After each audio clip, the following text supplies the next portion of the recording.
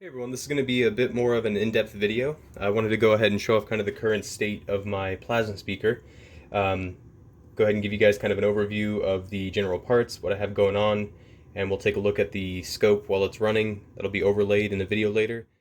Alright, so we're going to start with the driver, taking a look at that, as well as the bridge later. So here's the driver. I'll go ahead and put the schematic up in the video as a still probably, but I'm using the SG3525 PWM chip here, as well as the UCC 27425 gate driver IC. Typically the SG chip is bootstrapped, and that drives the MOSFETs or IGBTs directly, but the chip tends to get pretty hot. It's not really designed for that, or if it is, these are just too beefy to drive. So I've added the gate driver chip in there to drive them more efficiently. This is the little Bluetooth module I picked up off Amazon. It works really well so far. I have a 2.2 kilo ohm resistor here to kind of help match the impedance of the output into the input of the PWM chip. Coming over here, I have a 1-to-1 GDT. This is connected to, I have it written down here, two FGA 40N65 IGBTs. This is the third time I'm taking this video. I've killed about 5 or 6 IRFP 250s, just killed another pair of 460s in the previous attempt of this video, and let's see if the IGBTs do any better. I got a thermocoupler here to look at the temperature while we're running it. An abundance of caution, I have two TVS, they're 1500 watt type 220 volt TVS diodes in parallel across the collector and source for protection. I also have a TVS diode to clamp the gate voltage across gate and source, as well as a 10 ohm resistor and a Schottky diode here. Alright, taking a look at the bridge, very simple design. I learned this from highvoltageforum.net. Dave, thank you.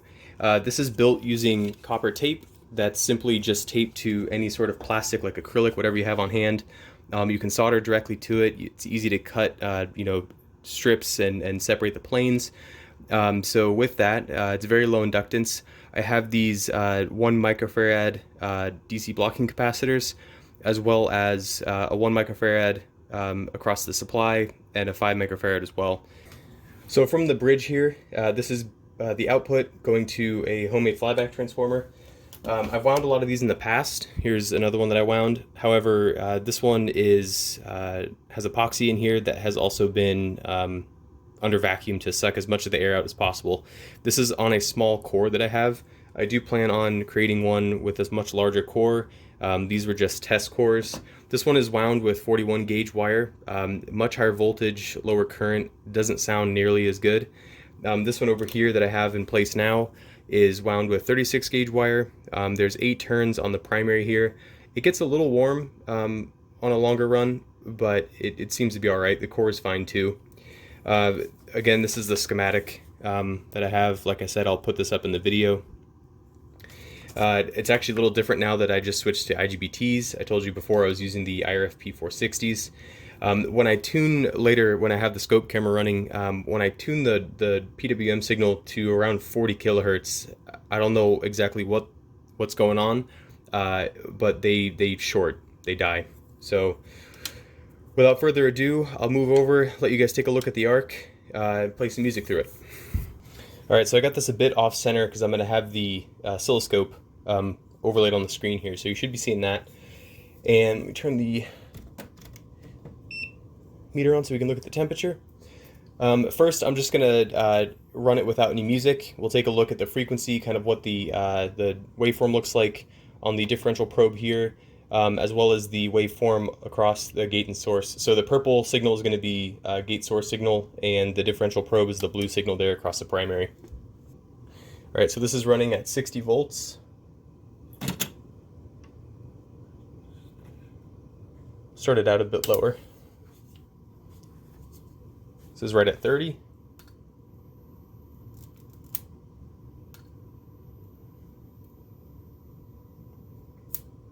$66 kilohertz. Let's turn it up. Alright, so that's full voltage.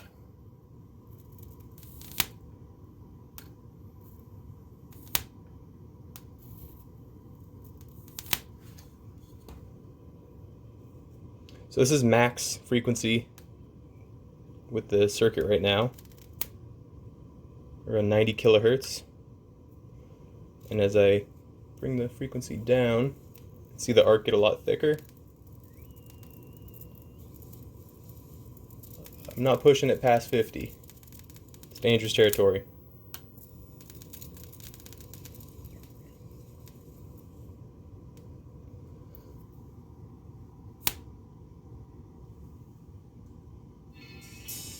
Alright, so I just switched the audio on. Let's take a look at what this sounds like.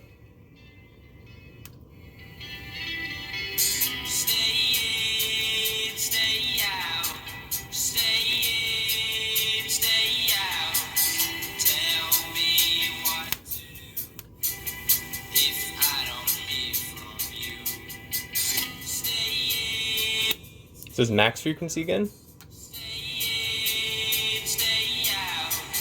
Sounds pretty good. Gets loud when I stretch it.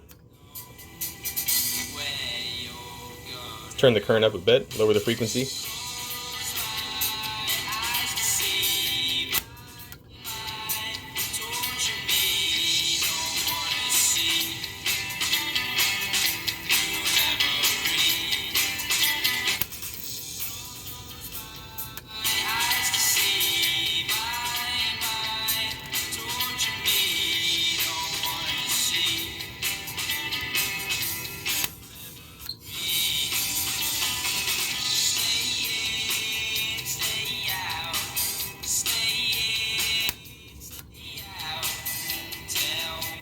The arc is fairly quiet without any audio playing. There's a subtle hiss, but not nearly as bad as I thought it was going to be with the Bluetooth.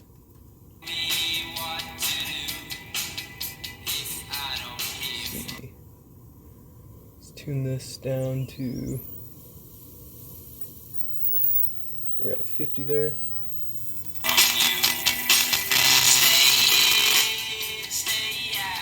Yeah, I did not like that.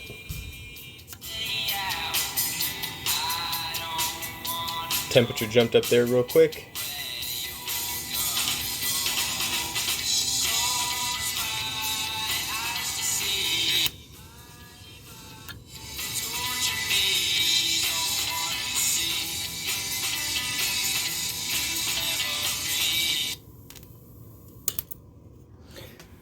Well, all things considered, I'd say that was a success.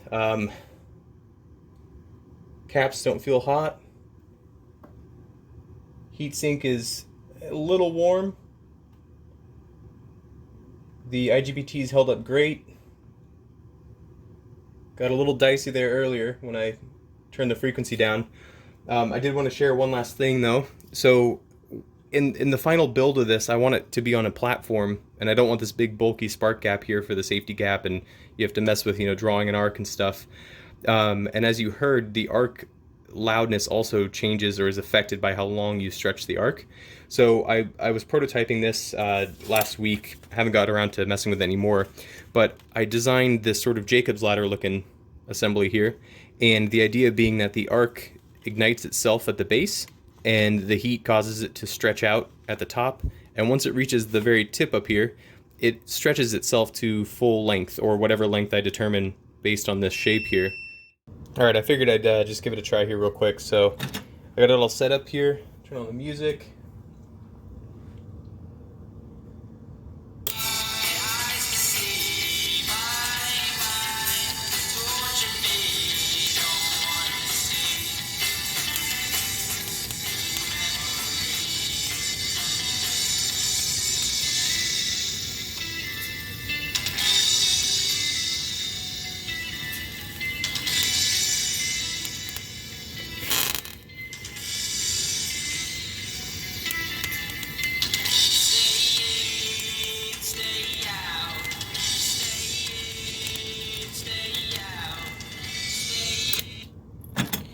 Well, still needs some tuning, but you can see the concept is there, right? If I get this adjusted just right, I should be able to get the arc to stay here, be quite stable.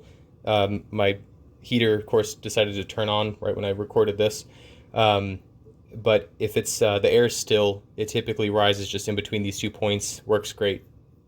All right, thank you.